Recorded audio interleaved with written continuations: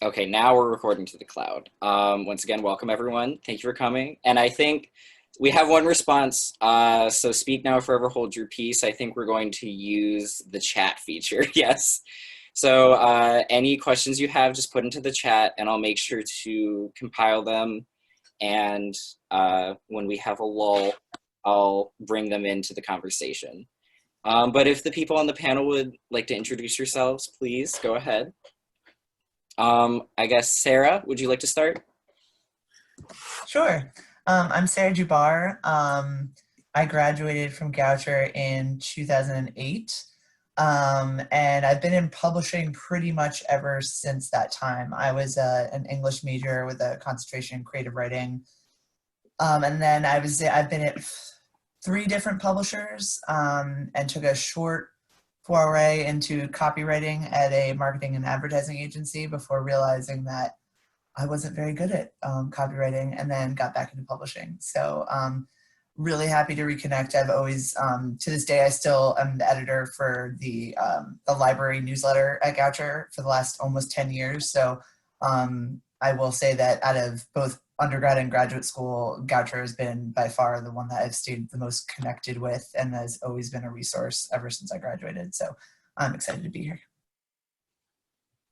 Thank you. Erika, if you want to go next. Sure.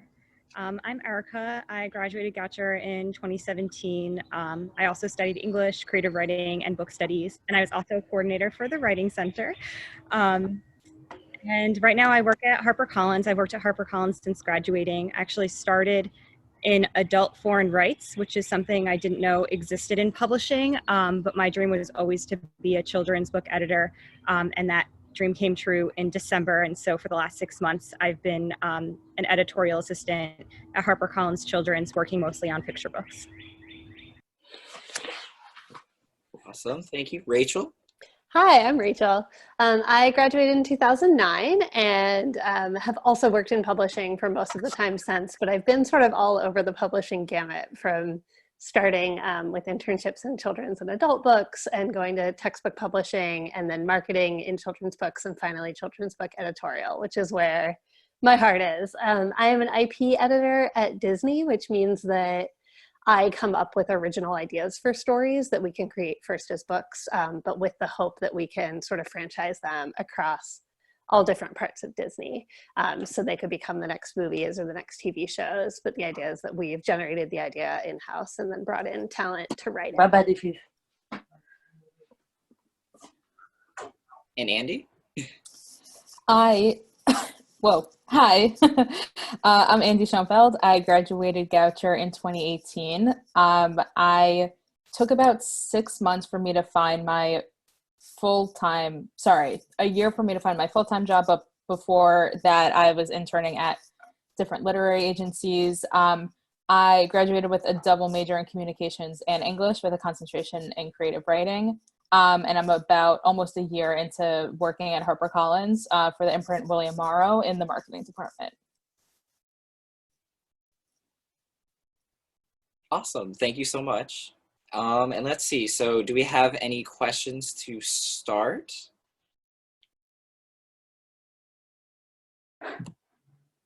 Or maybe what we can do is go into, I know you all went into a little bit of detail, but if anyone wanted to add more on to what they do and what their life has been like after Goucher and in your career so far. I'll just mention that I think the rest of the panel can correct me if I'm wrong. I think I'm the only one in academic publishing. I think everyone else is in trade, which is the arguably perhaps more glamorous side of publishing that's doing fiction and memoir and children's books and things like that. But I am one small example of, I knew when I graduated Goucher that I wanted to be in publishing, but I also didn't want to work in New York City. I knew that Erika and I had talked about that a long time ago. And it's definitely, you know, in my humble opinion, a definitive choice you need to make, because a huge number of jobs and opportunities are out of, you know, big cities, especially New York. But I'm just one kind of small example of the fact that you still can work in publishing if you're outside of New York City. And I, you know, certainly my my mentor and advisor at Goucher was one of the first people to kind of help me make those connections. So I think everybody else is in trade, but I want to make sure that, if people had questions on the academic publishing side, that, I'd be happy to field those.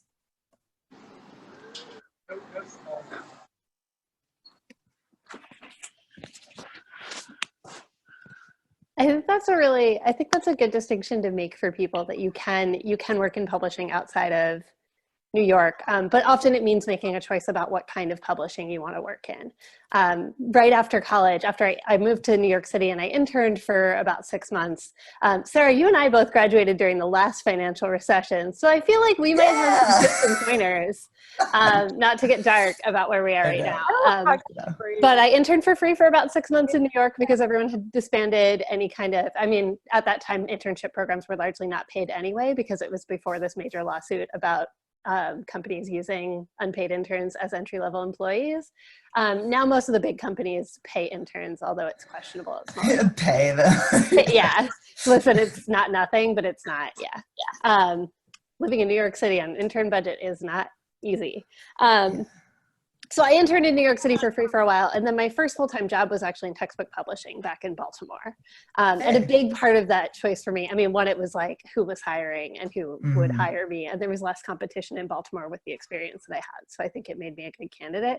But two was I wanted to live in Baltimore where my friends lived. And for me, I did not wind up enjoying textbook publishing, but many, many people do, and a lot of the times you don't know until you've tried it. I think especially if I were a creative writer, I think I might have really loved being in textbook publishing, because it would have used the brain that I have for publishing and creating book-like products and having that a level of attention to detail, but it would have I felt it wasn't hitting sort of the creativity I wanted at work. But if I wanted to use that outside of work, I would have loved I punched out at 5 p.m., which I do not do in my current job. Well, and I think that I'd love to hear, what you guys think too is, I can only really speak for publishing, of course, but I think it is absolutely one of those professions where, I remember my advisor at Goucher, who helped me get my first internship, the summer before my senior year, said that, you find a job, you get any way you can get in the door is what you should do. Whether it's pouring coffee or whether it's in finance or whether, I started out in customer service. My first position, and it took about a year for an opening editorial to pop up, but it did. And I was able to kind of get, literally sneak my way into the editor's office and just say hey, I know you're interviewing, this is why I should be considered, whatever. But I think it is one of those, industries where you really do have to, most cases, you just have to climb the ladder. You start as an assistant and you just work your way up. But was that your experience, Andie or Erika? Yeah, I think for me, I initially wasn't even planning on going into marketing. I kind of didn't really know what I wanted to do. I didn't even think about publishing until really my junior year. I didn't know that publishing existed. I knew that books were made. I just didn't know that you could really have a career in publishing. So all of the internships that I had before that were in either publicity or marketing, which I loved. But the things that I was doing, I couldn't really get behind. I didn't care about makeup or fashion. It just wasn't my thing. But for publishing, I interned actually while at Goucher for a small literary magazine, just being a reader and a little bit of an editor. And then from there, met people. And Madison Bell actually gave me the person's contact for my first internship at a literary agency. And that's kind of how I moved from a smaller agency to a bigger one to now working at HarperCollins. But I initially thought that I was I'm going to be an agent. This is what I want to do. And then I realized I did not have the personality for it at all. So that pivoted very quickly to going to marketing, which is what I love to do. And I love books. So I think there's also a lot of trial and error when it comes to this industry, in addition to just getting your foot in the door, because there are so many different facets. I think even when Erika was introducing herself, that she didn't know that adult foreign rights was even a thing. I didn't know it was a thing until Erika told me that it was her job. So I think it just really, there's a lot to learn. And even to this day, there are things that I'm just oh, I didn't know that existed. Yeah. Yeah, definitely take what you can get. I think that's important advice, because the first thing that people are looking for in interviews is that you know what publishing is and that you have some sort of basis of vocabulary to talk about books. And then, like Andie said, there's just an insane amount of opportunities. You don't work for a publishing house to work with books. You can work, there's like the Children's Book Council is just this like group of people that kind of just love children's books, and they get paid to like do events, create events and event plan and connect people in the children's book world. So that's an example. Or literary agents, who are the people that sell authors' books to editors. And there's just insane amount of opportunities. In foreign rights, I learned about this job called scouting. And so you could be a literary scout and work, there's small companies that are scouting agencies, and you basically just read books and then write reports to foreign publishers and say, this would really work really well in Germany, you should buy this book. And those are things I really wish I had been aware of, because it was really difficult. It only took me 3 months to get a job in publishing, which sounds like a short amount of time now, but in the moment, like, I know a lot of you just graduated, like those 3 months felt like years and years and years. It was horrible, and it was just really frustrating. And I was working my third unpaid internship in publishing at the time. So you just have to really work hard on networking and joining talks like this. And that's the way I got my first job. I talked to someone, and they used to work in that department, and they connected me, and that's how I got it. And then when I wanted to switch to editorial, so I was in foreign rights for 2.5 years. I ended up getting promoted after a year.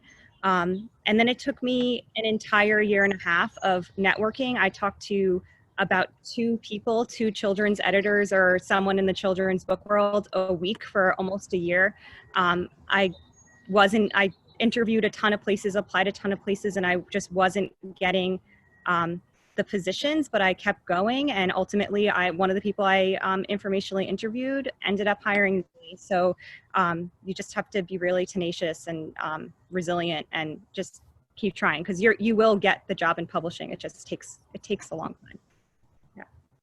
I also just want to add to that, like, even if you feel for some reason you're applying to these jobs, you're not getting the interviews, setting up informational interviews is honestly the best thing that you can do when you want to get into this industry, because this has just been my experience, but every single person who I've talked to has been super helpful and has either pointed me in the right direction in terms of people or companies or positions. And even if, let's say, for me at the time, I didn't exactly know what I wanted, but again, I was leaning more toward the agenting side, and every single place is different and every single person does something differently. So you learn something new, even if you feel like you're talking to the same people, you might be getting the same information, but there's always someone who can connect you to someone else. And it just, the publishing community is really small, but it's also very welcoming.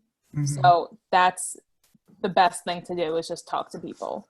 And those relationships are the ones that are going to be, they're important your whole career. Yeah. So I am an editor, and at least in trade editorial, I think people's vision is that you're sort of like hunkered down at your desk all day reading and thinking about how to make the words better. And really that's like a thing that I do on Saturdays that I constantly wish I had more time for. Most of what I do is like be the book's champion in-house. So it's my job to like go talk to design about like the 50th cover draft and why it is or isn't working and how we can make it fit the market better, and like touch base with marketing and publicity and make sure they have everything they need from me, and that like the vision for the campaign is what I think will work. Like talk to sales and get their commitment on like quantities for different place.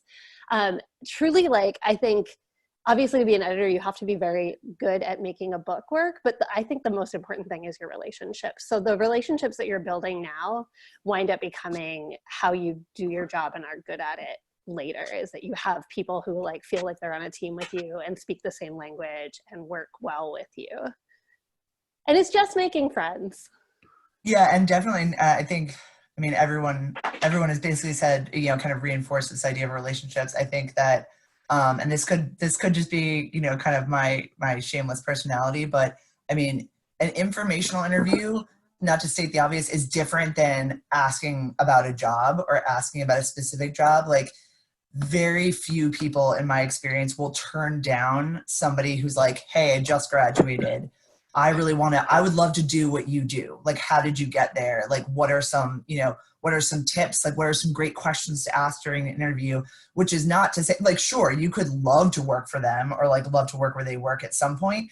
But if the entry point is you just yearning for information and saying like, hey, you know, I'm new, I want to be in publishing. Like, what do you think I should know?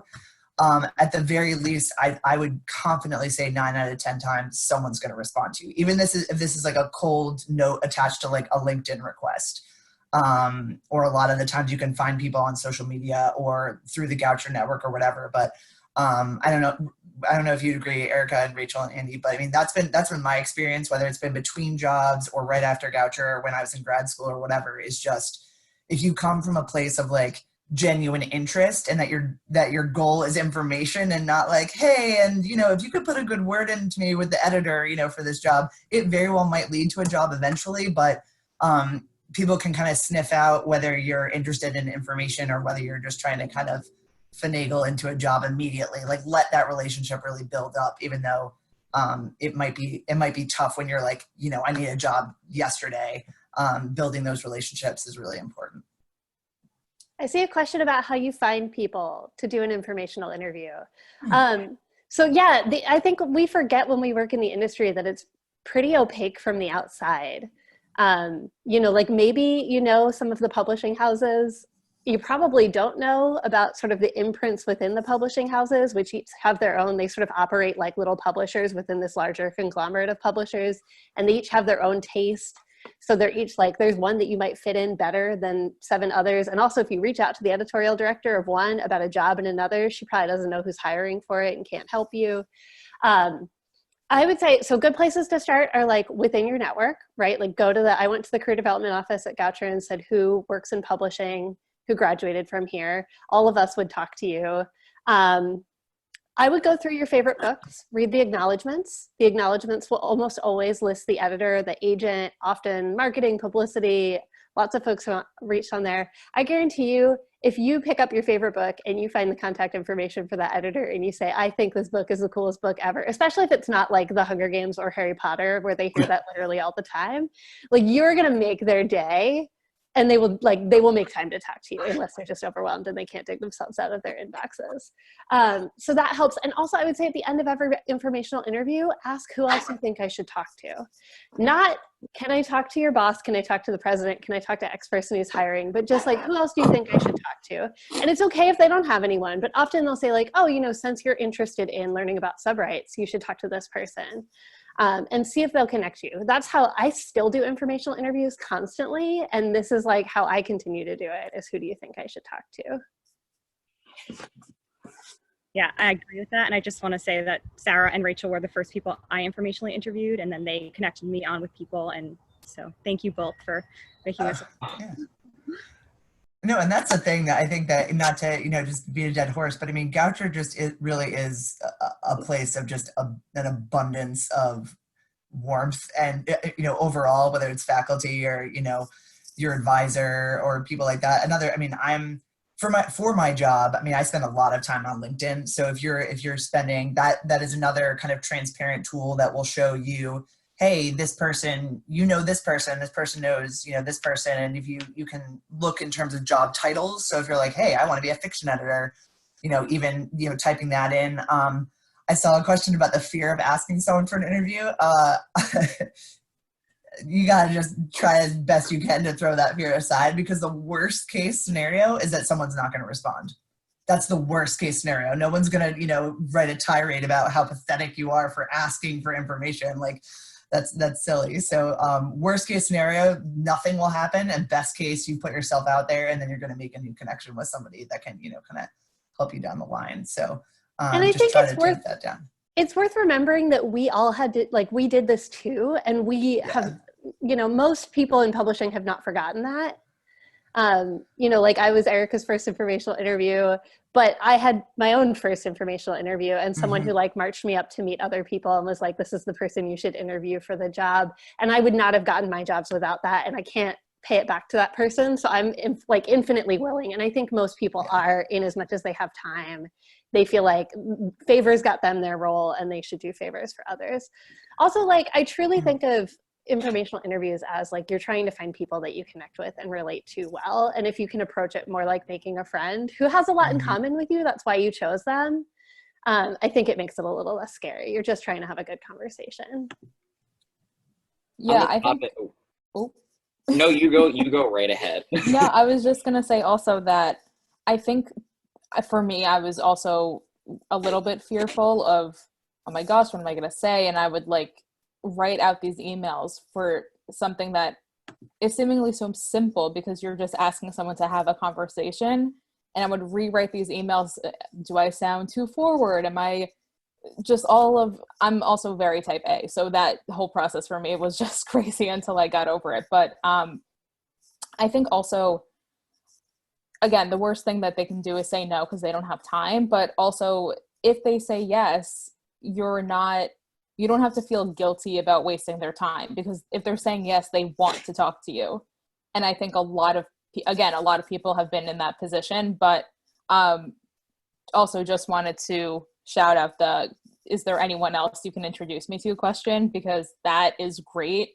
My first informational, actually, I was talking to someone who was like a friend of a friend of a friend of a friend, like 6 degrees of separation. And then they said, well, actually, based on what you've told me, you should connect to so-and-so. And I wouldn't have known that person if you didn't even have the initial conversation, because sometimes you're gathering information, but other times you also don't even know what you want. You just kind of want a general theme. And someone who has the experience and the knowledge of the industry can say, oh, well, actually, based on what you're talking about, maybe sales is the way you want to go, or marketing, or whatever. And there are ways that they can open up your eyes and see different things without you necessarily, searching every single job that could possibly be in publishing. Yeah, and also everyone in publishing loves books, and you love books. So, worst case scenario, you just talk about the books you love, and that's going to be a great conversation. And both people are going to leave being like, wow, I really like that person. So, on the same topic of trying to bridge the gap and start searching for jobs and trying to get some insight on the process. So obviously we are in the middle of an interesting time in history, and especially in regards to our ability to be social and to get in front of people and talk to people. One of our questions was about how are the trends, what are the trends and the changes in publishing in response to the pandemic? And so how has the process of finding a job maybe changed? How has the work itself changed? And that question was from Ruth DeMayo. So there's a lot of change in publishing right now. I'm going to try not to talk for too incredibly long. Some trends and changes. Okay. So first off, obviously everyone's working from home right now. I think that could be a really big positive, because it could mean that publishing eventually starts to think about hiring fully remote employees, which has not been a thing. So maybe in the next 5 to 10 years, that whole you have to live in New York to work in publishing might go away. That would be super, super cool. I don't know if it's going to happen super fast. On the doom and gloom side, publishing is seeing massive amounts of layoffs right now. I am currently furloughed, which I didn't even know what that was, but it means that your job wants to hire you back, but you're not working right now. You're unemployed currently, along with 46,000 other people from Disney. And that's pretty widespread. So I think that's going to feel similar to you guys graduating to how it felt for Sarah and I graduating in 2008 and 2009 in the last financial recession, which felt very I would interview with lots of people and they were like, you're great, but listen, we laid off our assistant, and if we can afford to hire an assistant, we're going to hire that person back because they had years of experience, which was tough and really disheartening. And it took a very long time to get into the industry for that reason. I feel like I've had a very roundabout career path, and a part of that was sort of my way in was take what you can get and then keep building your network and keep working on it. It sucks, and I'm sorry, you guys, it was not super fun for me, but remember, you're learning from every job that you have. I think you sort of have to be realistic with yourself about how long you can hold out for sort of that dream job, or when you need to kind of take something that gets you corporate experience or gets you a foot in the door, and keep moving up. keep building your network in what you want to do that whole time. While I was working in textbook publishing in Baltimore, I was still in conversation with everyone I knew in New York in publishing, and I was continuing to have those conversations and build that network. You can make it in, but it does take, I think it's going to be tough. In terms of broader changes, and then I'm going to like hand it over because I see other people nodding. This is jazz hands for you guys to like impress people in your interviews. Viacom, which owns Simon & Schuster, has just announced that they would like to sell Simon & Schuster. And I think that's going to be a continuation of a trend of large publishing companies merging with each other, which is going to change the industry a lot. Right now, there are 5 big players who are very large houses, and I think there may become 4 soon, and we might see more of that continuing to happen as folks sort of like struggle to survive bad financial times. Also keep an eye on Barnes & Noble. They're having a really tough time, and if they shut down, that's going to change the industry massively because it would mean that Amazon pretty much has a monopoly on book sales.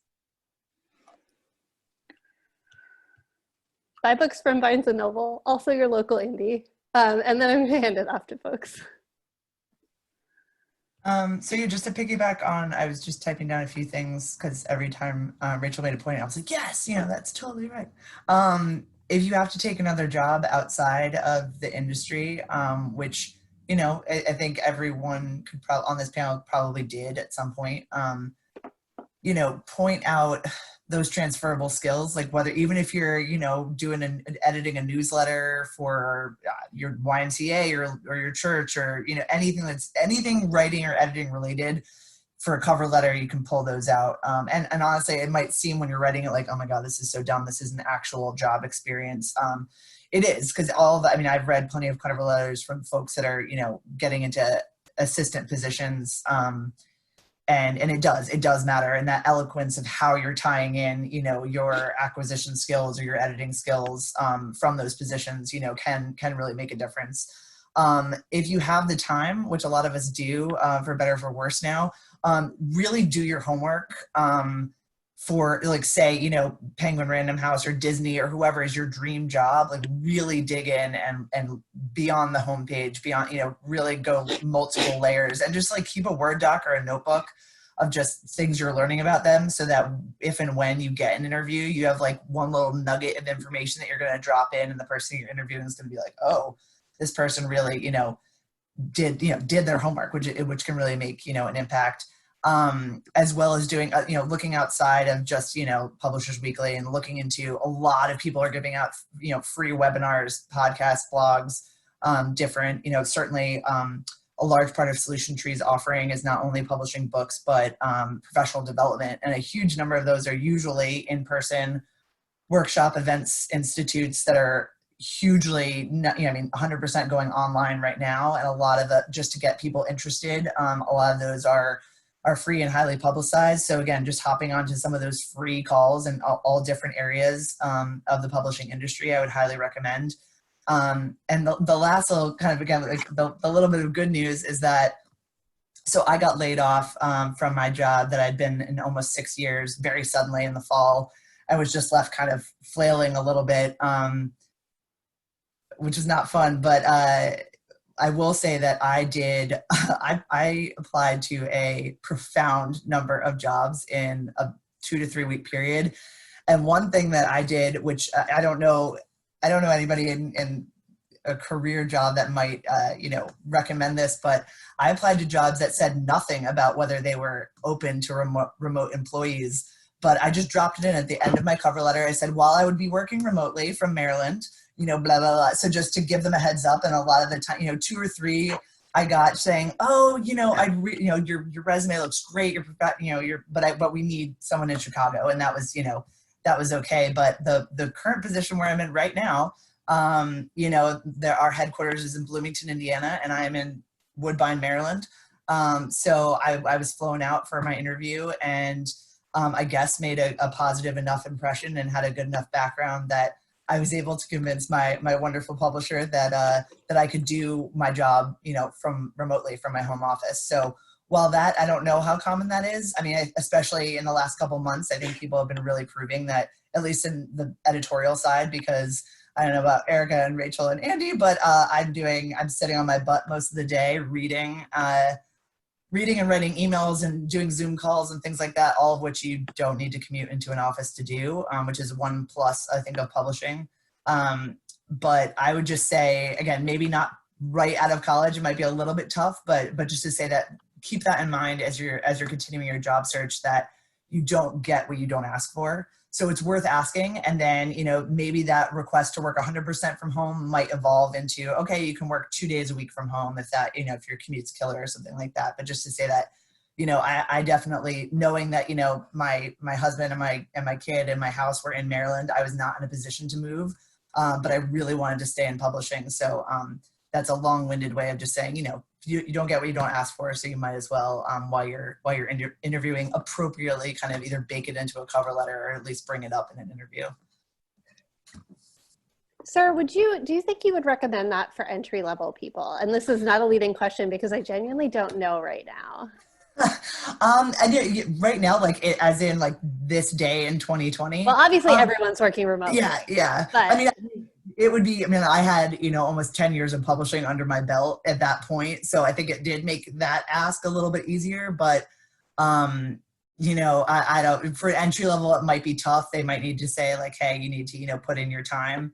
But I did, even in my previous job, which was an hour commute, eventually I was able to ask, cause it wasn't them giving me a raise. It wasn't them giving me anything else other than to say hey, once you prove that you can really do well at your job, I think the flexibility on where you're doing that job can happen. But I think you're right, Rachel. I don't mean to make it sound like it was so easy, but the entry level might be a little bit harder. But just know that as you continue to work in any job, I think that's possible to just see what's possible. My flip side of that is I have heard from folks, at least for some trade internships, that they have been told to just first step in the process, cull all resumes that don't have a New York or New York commuting area address. So a piece of advice I always give people is find someone whose address you can use and put it on your resume. And then if you get an interview, you better figure out how you're going to get your ass to New York for that interview. And if you get a job, I moved in a week after getting offered a job in my first children's books job. So again, this is the difference between trade and academic publishing. That's much more flexibility, but I think that's what I have so much respect for pretty much, everybody else, but little me, is in trade, because it's the level of competitiveness is just insane. It's insane. And in this interim period when there might not be a lot of job postings, when you're doing your informational interviews, if you're informationally interviewing a literary agent or a scout, one of the questions I recommend you ask is if their company uses volunteer readers. And so I guess that's one way they get around this whole paid internship situation, that they would just send you manuscripts and then you would read them and then you'd send them a little note being this is what this book was about and I think it was good or I think it was bad, basically. And so that's something you could put on your resume, and just to have some sort of experience in this time when not many people are going to pay you to do something, unfortunately.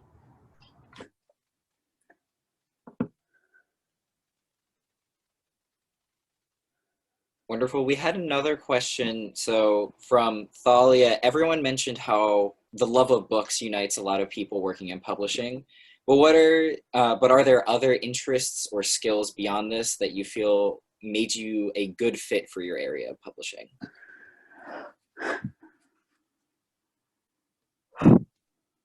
I work with picture books, and art was never a passion of mine, really, but a lot of people I work with have art backgrounds. My boss studied art history in college, and we work so closely with design all the time on the books and with our illustrators. So if you have an interest in art, that's another option to be a designer at a publishing house or to just work with picture books in any form.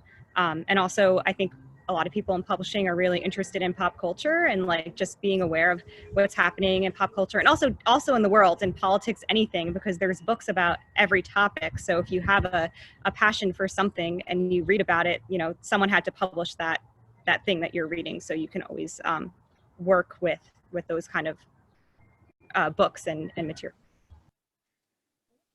I think for me, like I said, I had a lot of marketing experience and I loved doing that work, like the creative aspect of it. And social media is a lot, and there are even social media managers because it's a lot. But I think I found in my department specifically that even though, yes, we do all love books, but a lot of what we're doing too is we're all really interested in how social media is kind of shaping consumer thought, and we do a lot of like looking at engagement and what's working here at our imprint versus somewhere else, and also like Erika said, like things pop culture related, like we just did, I don't have TikTok, but I think it's TikTok, that video thing where you like push forward, and one of those things, we're doing it with books, and we're just, a lot of it is for on the marketing side at least, is kind of staying on your toes and kind of going with the flow. And that's what we're all interested in because, again, books hopefully will be around forever. So I think it's just more of the way to keep people engaged. And we all, the people who, for us, do marketing are really creative people. And we really bond over that because it's not just about selling the book. I mean, obviously it is, but there are parts of it that's also kind of more of the creative side of it, which we know that our consumers love, but also we love doing it.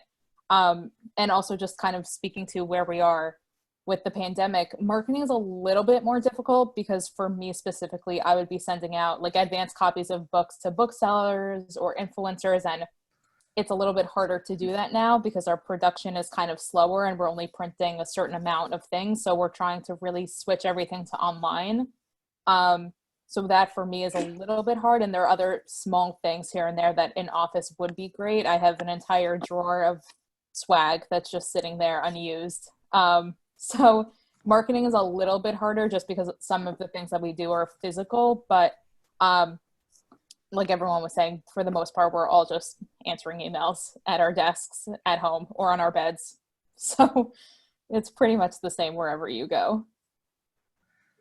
And I would just say another thing that to kind of, if this is your actual, if this is true, bringing it up in an interview or a cover letter, I would say, I mean, I don't know if it's an interest or a skill, but you know, I am interested certainly in talking to people all the time. That's one of the things that I love about my job. I think across the board, no matter what specific title you have for editorial in publishing, you're gonna, you know, you need to have a good sense of spelling and grammar and content, and you know, be willing to be open-minded about ideas and revisions and things like that. But for me, being an acquisitions editor, I'm at the very front end of the process. So if having an idea for a book is step 0, and you know, holding that book in your hand is step 10, I'm at like 0 to like 4. You know, I'm talking to authors, doing a tremendous amount of cold emails, calls, Zoom meetings.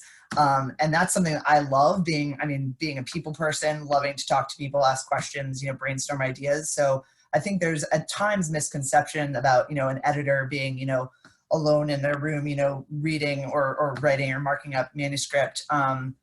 I love the social aspect of my job. And so I would say, you know, I can't tell you how many times in an interview I've said, you know, one of the strengths I would bring to the position is my willingness to just communicate in whatever way authors or colleagues need me to. So I'm not afraid to pick up a phone and talk to an author who's having an issue, or walk over to marketing or walk over to design to, you know, brainstorm a problem.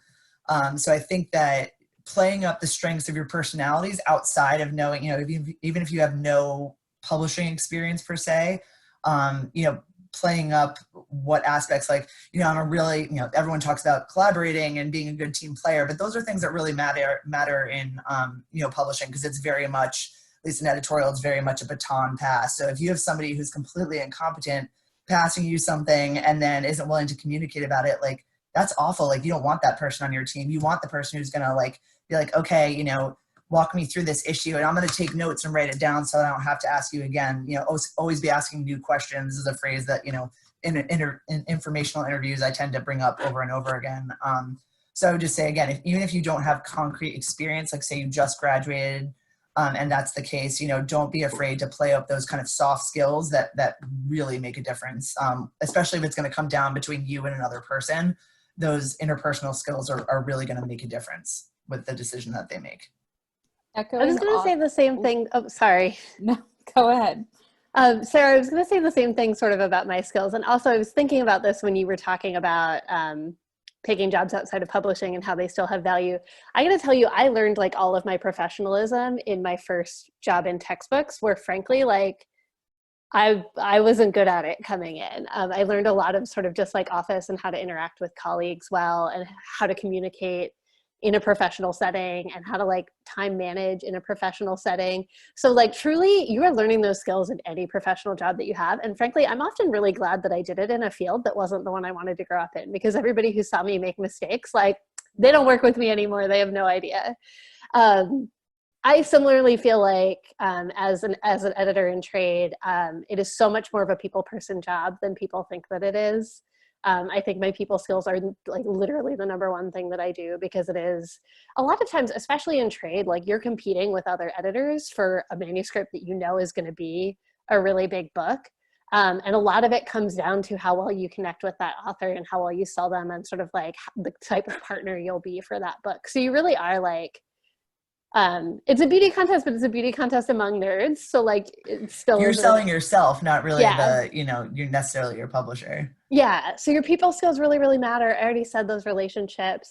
Because I started in marketing, I actually think that's been really helpful to me as an editor. I am not like Andie, and I don't love marketing, and don't get excited about the things that Andie does, which is why Andie is an amazing marketer and probably so much better than I ever. And that's why I will never go on editorial. But I use that marketing all the time. And the biggest reason is that like when I'm looking at a book, I might love it, but I still have to say like, can I sell this book to a reader? Can I communicate to anyone else why they should pick it up? Are there people out there who want this book? And I use marketing for that all the time. And I think that that has set me apart from a lot of other editors, in that I like sort of have that experience of like, I knew about loving that book and marketing the hell out of it, and not being able to reach anyone who was interested, because we're not the right publishing house to do that, or we don't have ins in that community, or that community is not big enough to justify the cost of publishing the book. So all of that winds up factoring in. Andie, I'm sorry I cut you off. No, I'm going to piggyback off what you said. I think also something that was pointed out to me actually by a few different people, one of whom was the program director of an internship for Writers House, which is a literary agency. And he was talking about how on my resume, my skills were there was an interest section, because someone told me once to put it on, and I was like, I don't know, I guess. And I had reading and writing. Everyone's skills are reading and writing. I mean, everyone's interests are reading, writing. We want to be in publishing. But I actually had a friend who put fencing as an interest, because she's been fencing her whole life. And it's nice for interviews when they're not just talking about the job itself, but you have something that's like, I love taco making. Okay, well, what kind of tacos do you like? And it's something that you can be the expert in, and you can kind of take a breath. You know what you're talking about. And I think during this time too, if it turns out that you, I don't know, pick up knitting. I'm not a crafty person, so coming up with that is difficult. But any type of hobby or something that you have only makes you stand out more. But it's also, it shows a well-roundedness that you're not just in this world. Like you interact with different types of people, and you bring different sorts of skills to whatever else you're doing. So that I found really interesting. And ever since I've heard that, I'm like passing it on to anyone who will listen. Yeah. I think having, I can't remember who it was who talked about having outside interests, but like truly, if the only thing you like is books, that's actually like sort of a challenge. Like develop interests outside of this. I'm an IP editor, so my job is to come up with ideas for stories, which means I sit down in a room with people and we go, anybody got any ideas? And if all you've done is read, which frankly is all I ever do because I'm a very boring person, it's hard to come up with ideas. But if you're out there and like you play in a like soccer league, or you do roller derby, and you listen to all these cool podcasts, and you think like that podcast host would be an amazing children's book writer, we should reach out to him. Like bringing all of those ideas and having those interests that are different from your colleagues is how you wind up with a really well-rounded publishing list that is speaking to all of the different interests that potential readers might have. You have to be interested in the things they're interested in. so that you can publish to them in a way that connects with them and is authentic. So cultivate that. Try to have hobbies while it's still a thing you can have. Don't be overwhelmed by that. Also, Yeah, sorry. like learn everything, basically. do everything you can. No, I think But, it's just you're doing things that you don't even realize are hobbies anyway. Like I have always done photography, and I was like, I don't know, I'm boring. I'm reading books all day, or I'm writing. Like I'm not doing anything. And then one of my friends was sitting next to me in this meeting, and she was like, you take pictures all the time, and you have like a professional camera, and you're doing this thing. And he was like, yeah, just put down photography. You do it. It's something that you do. It's something you enjoy. If you doodle in a notebook, you do art. Like anything that you do, you don't have to all of a sudden be like, yeah, sure, I'm going to learn 6 languages during this time because I have to learn a new hobby. I think just expand on the things that you already love to do and just be able to talk about the things that you already love. Mm-hmm. So when you're putting these interests into your resume and your cover letter, would you all be able to talk a little bit more about your approach to cover letters? Both like right out of college, current jobs, new opportunities. Literal ages ago, I had a blog. Please don't laugh at how like it's a hot mess at this point. It hasn't been attended to in like more than 10 years. But I still get regular web traffic to one post that I wrote about how to get an internship in publishing and how to write a cover letter. And I will link you guys to it here. It is straight up like this is and I still use that template. It's like been updated, but Thank you for being brave. I mean, truly, like the background to this website is like not hosted anymore. So it just has like an image not found as the background. I'm really sorry. It's very bad. But I have found this template really effective. And it like the things that have worked about it are it is active. Like I sort of start with like, you must be looking for this kind of quality. I am that person because I have done this. Something about my experience, a paragraph about sort of like why I want to work there specifically and why I think that my skills would work there. And yeah, now I will shut up and Google. I will say I have very strong feelings about this. Your cover letter is so hard. It is probably one of the hardest professional documents you will ever write. But once you get, especially if you're pretty much zooming in on one field and one position, like being applying for an acquisitions editor position is going to be different than if I was going to apply for a production editor. Like we would just highlight different things in the cover letter. But it is so hard, and you know that you're on the right path if you've gone through several versions. Do not, for the love of God, find a template online, like a template, you know what I mean? Like hey, you must be, and then that can work for, whether you're applying for, an aeronautical position or, a bakery or a publishing house. Like you can find, certainly, like Rachel said, you can find guidelines. There's going to be like anything else, some general points on like, here's what should be in your opening paragraph. Here's what should be in the meat. Make it one page. My resume to this day is about, I think it's now kind of 2 pages, but unless you're working for academia and trying to get a tenure track, position, anybody within, I would say 10, 15 years out of being in college, most of the time you can fit it on 1 page. That is, I would say again, like resumes, run it by a few friends, run it by a parent, run it by an English professor to catch those, because in publishing, to state the obvious, you have 1 typo on your resume, forget it. Like it is just, it's not good. It's not going to look good at all. But for your cover letter, and I mean this genuinely, and if anybody has a cover letter that they're working on and just wants some outside input, please email me. I'd be happy to look at it because to this day, I have a mentor in publishing. I call her my publishing guru.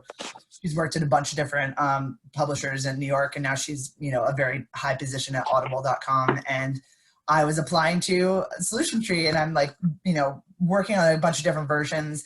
And she took maybe half an hour, and she's been working in this industry a really long time. And she was just like, nope, you need to cut this entire page out or this entire paragraph out. You buried your lead, you buried your hook, like move that up. And that's all it took. And I don't, again, like you have such a short period of time to make a first impression, that you're most of the time, unless you're working in extremely, like, I don't know if it could be different for trade publishing, but even for academic publishing, like you want that hook, you want that little bit of interest. I read on the chat, I have never put like personal interests and hobbies in my cover letter or my resume, but also like I haven't made it like a new resume in a really long time. But I think what Andie said, especially if it's unique, like fly fishing or fencing, like, I don't know, that could be, especially I think on a resume is probably a little bit more appropriate if you have like an interest in hobbies little section. But it certainly could be something to bring up, or if that person, the person you're interviewing with has, wants to bring it up. But make them both, there should not be an expendable sentence in your cover letter. And like Rachel said, it shouldn't just be, I want this position because I want to get into publishing. Like, the more homework and specificity you can do about that particular place, the more it's going to stand out. But again, like I'll throw my my work email, into the chat. But if you have a cover letter that you're working on and just want a second opinion, please feel free to send it to me. And in your cover letter, at least in children's, the advice I was getting throughout my like networking rampage was that the most important thing is to express your passion. And they don't really, like, a lot of the editors saw my cover letter, who just like Sarah offered to read it for me, and they were like, you're just like regurgitating your resume, like you have all this experience, but like we want to know like why you love kids books and why you love the books that we work on. And so I started logging every single book I read on Goodreads, and this is really nerdy, but export your Goodreads into an Excel grid and then sort it by imprint, and then now you just have a whole list of all the books that you read that you can even figure out if the editors or whoever you're applying to, those people, if they worked on those specific books, and then include those specific books in your cover letter. It takes a lot of research, obviously, to do that. And again, like, you just have to really work at it, but it's possible. And I think that got me in the door. And then another reason why informational interviews are so important and you maintain those relationships is that, at least again, in kids editorial assistant positions, they a ridiculous amount of applications. I was told that like over 10,000 people applied to a lot of the jobs I was applying for.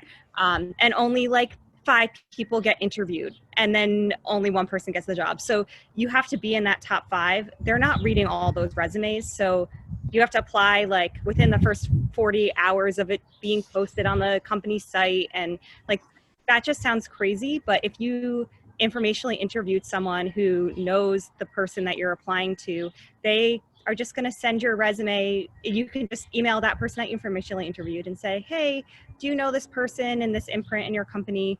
And if so, are you willing to pass on my resume? I just applied to the job. And then, maybe they will, maybe they won't. And that will help you. So yeah, that's just all the advice I was getting in my year of networking. So definitely all of those things. I think also, just flew in and out of my head. Cover letters. One thing that I kind of did, which was a mistake, was I was like stalking the job boards for all of the publishing houses. Like every single morning I knew, like the second I woke up, I'm looking at every single job. What do they have? And I would definitely tweak the beginning part of my letter a little bit and keep it the same. But a lot of the times these people, all of the HR people are exactly the same. Like there isn't a team of HR people. It's probably at most like 4. So if you have the same cover letter over and over and over again, and you're just saying like, I'm going to work in this imprint, and you just plop in some books that you say, I love, they're going to read between the lines and you're going to be passed over. So I think instead of, I think really I applied to like 40 positions or something in a span of like a month, which is crazy. And I think we all wanted to get through the door and you want to get your foot in the door. But I think also in that regard, if you're applying to someplace that's bigger, being strategic about where you're applying, and also making sure that if it does turn out that, hey, there are like 3 positions open, I am interested in all 3 of these positions, make sure that your cover letter is somehow different than the previous one, so it doesn't look like you're just copying and pasting, doing something different. And again, it's not so much about, I want this job, it's here's why I'm awesome, this is what you need, and I'm going to give it to you. Because every other person wants this job. So for you to say, or for you to go look at the job description and kind of plug in, well, I can do this. Well, we know that's what we need, but how have you done that? So I think if you can show the extension of what your resume is, you're golden. And as annoying as it is, I've heard from a lot of HR people that, like Erika said, it's, if you're not applying to those jobs within the first 48 hours, you're not being looked at because they have so many applicants, because again, it's a very competitive industry and it's also very small. And for marketing and publicity, there's a little bit more mobility and people tend to shift a lot, but and obviously the editorial people can speak on this, but I think editorial is more, people tend to stay longer in their positions because it's like upward mobility in that regard. So those positions are harder to come by versus marketing or sales or whatever the case is. Andie, several things that you said made me think about this sort of like the concept of having to apply really quickly to a lot of jobs, and how difficult it is to write a unique cover letter for every single one of those. And we had the advice earlier to like apply everywhere, or apply to every position, get your foot in the door anywhere. My experience has actually been that I've had the most success in job applications when I picked 2 departments that I thought I'd be a good fit in and applied to like mostly every job in those 2 departments. Exactly. Initially, I was like anything and everything. And one, it's just really hard to write a cover letter that's good for finance, a cover letter that's good for subreddits, one that's great for marketing, one for publicity, one for editorial. When you're trying to do it fast, you're trying to get them in quickly. You want them all to be really, really good and really well edited. So to one degree, like I narrowed down to marketing and editorial. And that sort of allowed me to like come up with like a template for each job where I could sort of say like, I would change it for everything, obviously, but like I already knew if I need 3 examples of what I've done that makes me really great for a marketing role, I already knew what those examples were. So it was much, much easier to write those cover letters. And I was kind of able to test like which template worked well, which one did I get a lot of responses to, and which one didn't I, to the point where I sort of had like 2 cover letters. And I still, when I apply for jobs, I'm still doing this where I have like a couple of cover letters that are like, okay, this one went well, I'm just going to change it enough to be more relevant to this position, which might mean like, I know this, for like the IP job, I had to add in like, what could I do that is similar to creating stories, which is not something I'd ever had in a cover letter before. I feel like the CDO is going to have really good advice on writing cover letters generally, but one thing that I've always heard is like, as much as you can sort of like quantify or be concrete about what you've done with your experience, that's a good way to not just rehash what is on your resume by saying, I've done this. Your resume is a chance to say, I've done this, and your cover letter is a chance to say like, I doubled our readership of the Gauche Literary Arts magazine by, having new events to reach more people, like changing the design, whatever you did, like anything you can say that's like, I did X and the result was Y, and it was a good result. I think that sort of stands out to people, that you can say, I use this skill to make an impact in this way. Also, Rachel reminded me that so in children's books, there's many age ranges. And so I work on mostly picture books, and I believe Rachel works mostly on novels. And so that's a distinction you can make as well.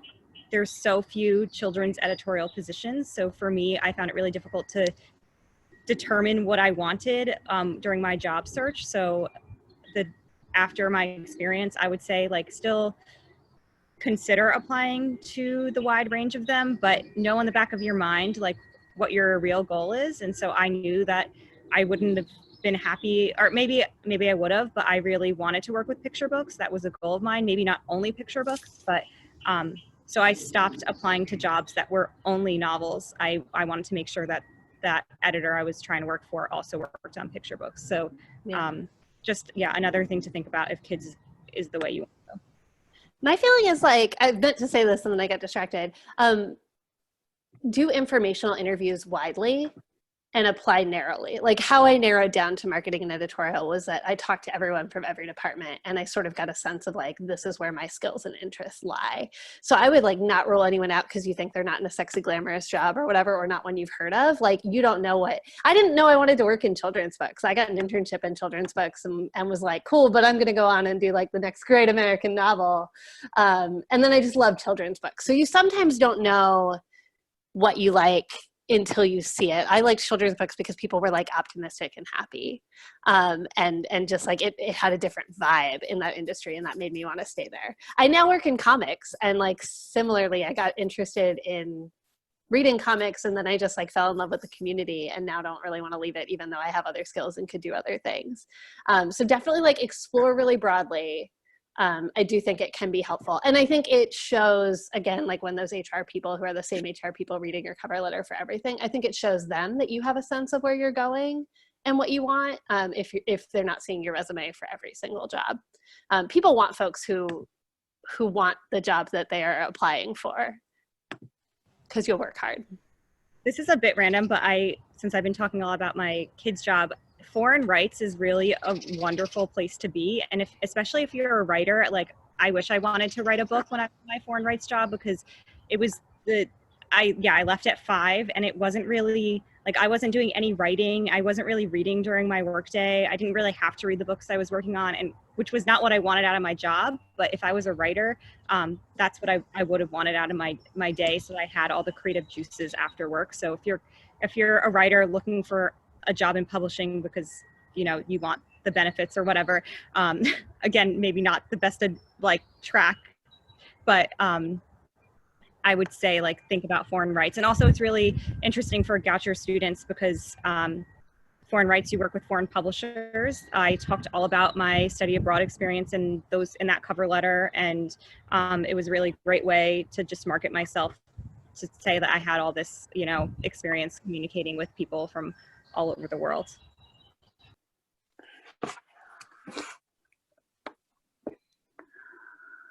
Awesome. So I think we've been going strong for a full hour, which is amazing. That's wonderful. I think this might be one of our last questions. So if you have any more questions, of course, for the people on the panel, you can definitely reach out to any of them through the CEO. Some of you have been very kind and wonderful enough to put in your emails and your contact information. If you have questions about specific things, like I saw one about comics, I think that one would be very specific towards Rachel. So if you have questions about that, or if you have questions about academics, you can go to people individually and figure one out. But I think one good question to end on would be, so we've been talking a lot about how you apply and what you do when you apply, but I think someone asked a good question about where do you find these jobs to apply for, and what organizations do you go through? Is it all through LinkedIn? Is LinkedIn just the all-powerful website that we want to use, or are there more possibilities? I just dropped 3 links into the chat. Other folks might have, I think especially outside of trade publishing, Sarah, you might have other thoughts. Bookjobs.com, Publishers Marketplace job board, which you can find on Google, or the link that I posted there. And Publishers Weekly, which is the trade magazine that Sarah referenced earlier, also has a job board. Those are the 3 main places where I see most publishing jobs posted. I do also think it is helpful to sort of I just have a tab in my bookmarks that is each publisher's website's job board, because the positions do tend to go up a day or 2 earlier on publishers' job boards than they do on those main aggregate boards. And so like, again, if you're applying for that editorial assistant job and you want to get your resume in first, it's probably better to like be checking semi-frequently each of those publisher websites. But the 3 main boards are those 3. And so if you only have time for a quick search, that's where to go. I have not ever found Indeed helpful for finding publishing jobs, because there are so many editor jobs, and they're not all book publishing. But I don't know if that holds true outside of like trade. I would agree with you, Rachel. I mean, I think depending on what position you're in when you're looking for a job, it's always easier to look for a job when you have a job, because then there's not that like panic setting in. But I feel like you're right. If you put editor in New York City, you're gonna get the engineering unions editor position and all these other kind of non outside of publishing. But I feel like I'm a LinkedIn billboard right now, but I found a lot of really good job. I actually think I found my current job on LinkedIn. And it's also a really good way to connect with HR folks or recruiters as well. Book Jobs is great. Publishers Weekly is just a great place to hang out and just get before an interview, before writing your cover letter, just to keep it's constantly being updated, in terms of just keeping an eye on the industry. And this is my kind of random, but this is a really, and I feel like Erika's gonna be like, oh my gosh, she's saying this again. But one day when we have in-person interviews again, please write a thank you card that you put in the mail that goes to their desk, that gets put on their desk, because in my humble experience, not just because I love snail mail and things like that, but you will stand out because not many people do it. So that's my little tiny, teeny tiny, probably for any industry, but especially for people who love words and books. And, for me, it has made a difference. You write down specifically something you talked about in the interview. I mean, certainly who knows how long this stuff is going on. So even sending, one after, a Zoom interview, but, it's made a difference for me. I don't know if anybody else does it, but that's my tiny little career, recommendation. And always send a thank you, even if it's not a handwritten one, for any kind of interview, including an informational interview, and maybe especially an informational interview, because they're doing you a favor. To some degree, there are a lot of really antiquated norms in publishing that are kind of like bullshit gatekeeping, that are about whether you can perform class, and it's a very homogenous industry and it maintains those norms, but the norms exist, you need to know about them, you kind of need to play by them. Hopefully, if we can tell you about them, it helps you get in. Yeah.